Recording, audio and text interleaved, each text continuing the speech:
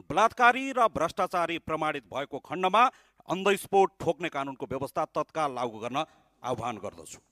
सम्माननीय सभामुख महोदय, केही समय पहिला बझाङमा सम्झना कामीको बलात्कार र हत्या भयो, कञ्चनपुरमा निर्मला पन्तको बलात्कार र हत्या भयो, कैलालीमा माया कामीको बलात्कार र हत्या भयो, रूपन्देहीमा अङ्गिरा पासीको बलात्कार र हत्या भयो, पूर्वको खोटाङमा रेशमिका परियारको बलात्कार र हत्या भयो, म्याग्दीमा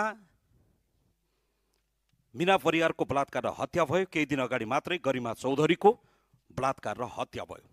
यो बलात्कार र हत्याको फेरिस्त धेरै लामो सुनाउन सकिन्छ, घन्टौँ घन्टासम्म सुनाउन सकिन्छ र लामो छलफल गर्न सकिन्छ। तर हामीले गरिमाको गरिमा जोगाउन सक्छौँ कि सक्दैनौँ, निर्मला पन्तको जन्त जाने हो कि मलामी जाने हो, त्यो छलफल गर्नुपर्ने बेलामा हामी पुगिसकेका छौँ। चेलीले बाँच्न पाउनुपर्छ, नाच्न पाउनुपर्छ भन्ने विषयमा गम्भीर हुन जरुरी छ। बलात्कारी र भ्रष्टाचारी प्रमाणित भएको खण्डमा अन द स्पोट ठोक्ने